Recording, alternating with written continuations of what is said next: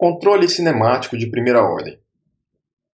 Dada uma configuração desejada para o robô, ou uma pose ou qualquer variável de interesse desejada lá para o efetuador, o objetivo do controle cinemático vai ser gerar sinais de velocidade para as juntas, tal que o robô chegue na configuração desejada, ou o efetuador chegue na pose desejada, ou se escolhermos uma outra variável de interesse para o efetuador, que essa variável chegue no valor desejado.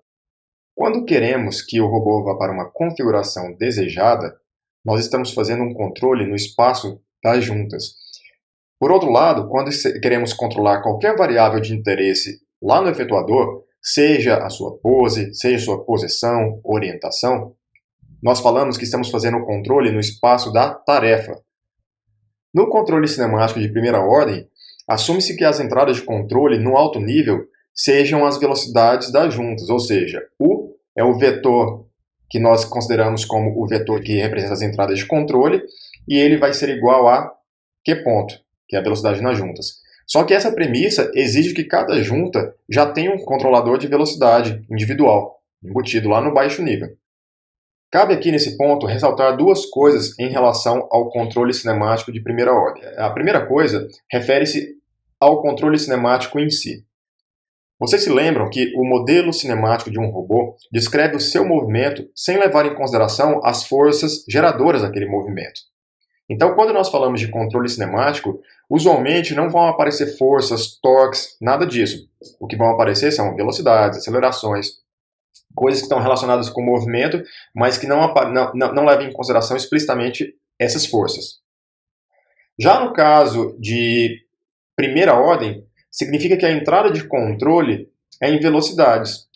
Porém, se nós estivermos trabalhando com controladores cinemáticos de ordem mais alta, por exemplo, de segunda ordem, então as entradas de controle também serão vetores de ordem mais alta. Por exemplo, no caso do controle cinemático de segunda ordem, as entradas de controle são em acelerações. E assim sucessivamente. Ordens mais altas, entradas de controle são vetores relacionados com derivadas de ordem mais alta também.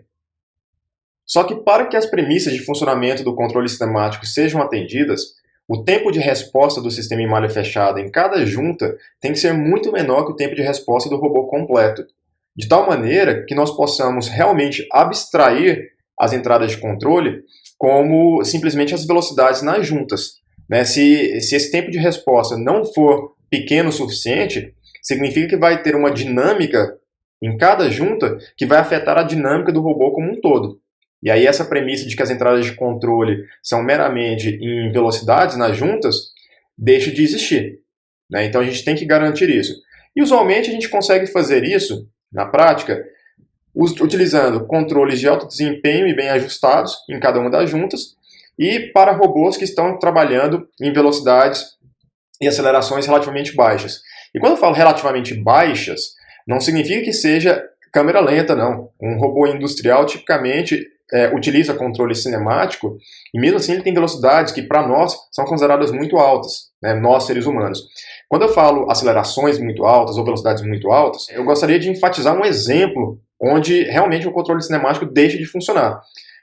Teve uma época, lá por volta de 2010, nessa época aí, que um grande desafio na parte de robótica, notadamente na parte de robótica paralela, vocês se lembram que a gente está trabalhando aqui no nosso curso com robôs seriais, mas existem os robôs paralelos, e um dos grandes desafios na robótica paralela era fazer com que um robô atingisse acelerações de 100G, ou seja, 100 vezes a aceleração da gravidade, cujas aplicações são as mais diversas, principalmente na indústria de microeletrônica, onde você quer fazer aquelas operações de pick and place, ou pegar e colocar, de componentes eletrônicos de maneira muito rápida e com acelerações altíssimas. Essa aceleração, por exemplo, não poderia ser utilizada na maioria das aplicações de indústria alimentícia, por exemplo, porque se você acelera um biscoito a uma aceleração de 100 vezes a aceleração da gravidade, ele meio que desintegra no meio do caminho, E é claro, nesse caso, se a gente não leva em consideração a dinâmica toda integrada do robô, realmente não vai funcionar. Mas veja que isso é um caso atípico, um caso limite. Para uma boa gama de aplicações de robôs manipuladores, o controle cinemático é suficiente. Para outras, claro, nem tanto. Tanto é que nós vamos ver a parte de controle baseado na dinâmica do robô mais à frente, porque sendo um modelo mais rico, o modelo dinâmico, do ponto de vista de informações agregadas, ele leva em consideração as forças geradoras do movimento, a gente pode aplicar em outras situações onde o controle cinemático deixa de ser suficiente, né? E claro, tem outras aplicações onde o controle cinemático realmente tem um desempenho muito pobre ou às vezes é inviável. Por exemplo, quando a gente vai trabalhar com os veículos aéreos não tripulados, né, os robôs aéreos, um quadrirotor, por exemplo, dificilmente um controle cinemático puro vai funcionar. Então, a gente tem que restringir o escopo do que nós estamos fazendo aqui, mas tenha em mente que para a robótica de manipulação em aplicações usuais, o controle cinemático, em muitas aplicações, o controle cinemático é suficiente. Aqui, alguns dos muitos exemplos de objetivos de controle que nós podemos definir no controle cinemático. Um deles é fazer com que o robô vá para uma configuração desejada que é constante. O outro é fazer com que o robô vá para uma configuração desejada variante no tempo.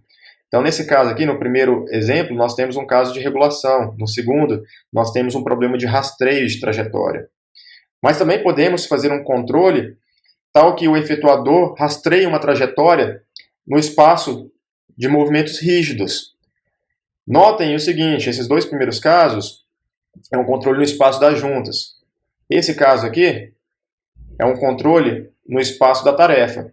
Do ponto de vista de robótica de manipulação, as técnicas mais modernas e as mais utilizadas são aquelas feitas no espaço da tarefa, porque o espaço da tarefa é onde, de fato, acontece a manipulação. Isso faz com que a gente já tenha uma relação direta com as definições geométricas da tarefa em si com o controle do robô, sem precisar fazer mapeamentos intermediários, sem precisar de utilizar modelo cinemático inverso. Quando trabalhamos com controle no espaço de configurações, usualmente a gente precisa de utilizar o modelo cinemático inverso. Aqui, quando fazemos o controle no espaço da tarefa, a gente não precisa disso, a gente não precisa do modelo cinemático inverso. A gente acha a solução implicitamente. Vamos começar aqui com um controle no espaço de configurações bem simples para motivar o que nós vamos fazer mais à frente. Porque, de fato, esse controlador que eu vou mostrar aqui para vocês é um controlador bem simples, mas cujas ideias são utilizadas ao longo de todos os controladores que eu vou mostrar para vocês aqui. Basicamente, o que nós queremos é o seguinte. Dado uma configuração desejada constante, ou seja, QD ponto igual a zero, para todo o tempo, né, maior do que zero, queremos que a configuração do robô convirja assintoticamente para QD. Então, meu objetivo aqui é um objetivo bem modesto, né? Eu quero que assintoticamente, ou seja, pelo menos num tempo infinito, nós tenhamos uma situação em que o nosso robô convirja para QD. Vocês sabem de teoria de controle clássica que quando falamos assintoticamente, na prática nós conseguimos fazer com que o robô vá para a configuração desejada, tá? Em tempo finito. Bastando fazer a escolha apropriada de ganhos. Isso na prática, mas é claro que do ponto de vista teórico, se assintoticamente, ele precisaria de um tempo infinito para chegar lá. E esse é claro, um objetivo de controle bem modesto, mas que para os nossos propósitos aqui vai ser o suficiente. Do ponto de vista do que nós queremos fazer, é basicamente o seguinte, nós queremos que no limite, para t tendendo a infinito, que a configuração do robô, que evidentemente muda com o tempo, seja a configuração desejada. Para isso, o que nós vamos fazer é o seguinte. Nós vamos definir uma função de erro que indica o quão próximo eu estou da minha configuração desejada. Então, o meu erro, que eu vou chamar de QTIL, vai ser igual a QD menos Q, onde, naturalmente, QD é a configuração desejada e Q é a configuração atual do robô, que usualmente é aquela configuração que nós medimos. Tá? Então, a gente tem medição nas juntas dos robôs e, portanto, a gente pode medir a configuração atual. Definindo-se o erro assim, nós vemos que isso daqui é equivalente a isso daqui. Ou seja, fazer com que a configuração convirja assintoticamente para a configuração desejada do robô é a mesma coisa que o erro convirja assintoticamente para zero. Essencialmente isso. Ou seja, quando a gente tem um vetor, isso aqui é um vetor, né, pessoal? Quando nós temos um vetor de erro que é totalmente zero, significa que QD é exatamente igual a Q. Então, esses dois objetivos aqui são equivalentes. Para fazer com que a configuração do meu robô convirja assintoticamente para a minha configuração desejada, o que eu posso fazer é impor uma dinâmica que eu desejo em malha fechada para o sistema.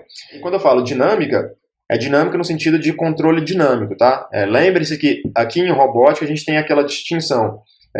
O jargão que nós utilizamos em robótica é parecido com, do ponto de vista dos modelos, é parecido com o que é utilizado na física. Ou seja, cinemática não leva em consideração as forças geradoras do movimento. Dinâmica leva em consideração as forças geradoras do movimento. Mas aqui, quando a gente fala dinâmica desejada, estamos nos referindo à teoria de controle, onde dinâmica refere-se a um sistema regido por equações diferenciais.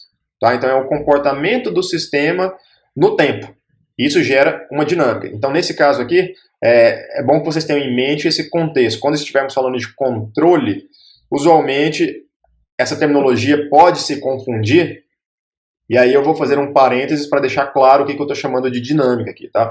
Então a dinâmica aqui é no sentido de qual a equação diferencial que eu quero que descreva o meu sistema em malha fechada. E nesse caso, eu quero essa equação diferencial aqui, onde lambda é um valor real positivo, é um escalar positivo. E por que nós podemos impor essa dinâmica aqui? Porque a solução dessa equação diferencial é dada por isso daqui. Ou seja, é o erro inicial vezes exponencial de menos lambda t. Sendo lambda um escalar positivo, então significa que nós vamos ter um decaimento exponencial do erro. Então nós vamos, de fato, convergir assintoticamente para um erro nulo de maneira exponencial. Então isso cumpre com aquele meu objetivo inicial, que eu coloquei lá no slide anterior. Então, para isso, o que nós vamos fazer é, a partir da dinâmica desejada em malha fechada, ou seja, a partir da equação diferencial que eu quero para o meu sistema em malha fechada, eu vou escrevê-la em função das minhas entradas de controle e daí eu vou encontrar a expressão do meu controlador. Então, como nós temos que a configuração desejada é constante, então a derivada do erro é igual a menos Q ponto. E como nós sabemos que a nossa entrada de controle é exatamente as velocidades nas juntas, então o que nós vamos fazer é substituir essa expressão aqui e substituir a expressão resultante na equação diferencial que nós desejamos para o sistema em malha fechada. Então, fazendo isso, nós temos menos U mais lambda vezes o erro igual a zero, o que implica que a entrada de controle vai ser dada por lambda vezes o erro. Isso aqui nada mais é que um controlador proporcional. Tá? Então, nós temos que a entrada de controle é proporcional ao erro. E, usualmente, quando falamos de controle em robótica ou em teoria de controle não linear em geral, muitas vezes nós definimos o erro não só como QD menos Q, mas às vezes a gente define como Q menos QD. E nós vamos fazer isso algumas vezes nessa aula aqui. O raciocínio é o mesmo, dá exatamente a mesma coisa, exceto que o controlador tem o sinal trocado. Então, se eu troco o sinal da minha função de erro, naturalmente eu tenho que trocar o sinal da expressão do controlador. Então, eu vou ter que a entrada de controle vai ser igual a menos lambda vezes o erro, para que eu tenha justamente essa dinâmica aqui em malha fechada. Tá? Então, essa questão da definição do erro, muitas vezes vocês vão ver Q menos QD ou QD menos Q. Não faz diferença, o que muda é só o sinal do controlador, no final das contas. Tá? Agora a pergunta é, e se eu quiser mudar o meu objetivo de controle tal que agora, ao invés de ter um problema de regulação, eu tenho um problema de rastreio, ou seja, onde a minha configuração desejada é variante no tempo? Não tem problema, eu uso exatamente o mesmo raciocínio aqui. Nós temos que, neste caso em particular, a derivada do erro é igual a derivada da configuração desejada menos derivada da configuração atual, ou seja, velocidade das juntas. Tá? Só que como isso daqui é exatamente igual a U, ou seja, minha entrada de controle é a velocidade das juntas, então isso daqui é igual a derivada da configuração desejada menos U. Então o que nós vamos fazer é substituir essa expressão aqui em cima, novamente, e portanto nós temos QD ponto menos U mais lambda vezes o erro igual a zero. Isolando U, que é a nossa entrada de controle, nós temos que U é igual a QD ponto mais lambda vezes o erro. Esse daqui é o chamado termo de feed-forward. Ou seja, é um termo, é uma informação que nós temos a priori acerca da trajetória que nós queremos que o robô faça. Então, no final das contas, essa informação aqui nós temos já anteriormente. E, usualmente, o que nós temos é uma expressão explícita, né, de QDT. E aí, de tal maneira que nós derivamos essa expressão no tempo, e aí nós temos justamente essa derivada explícita. Então, essa informação a gente já tem a priori.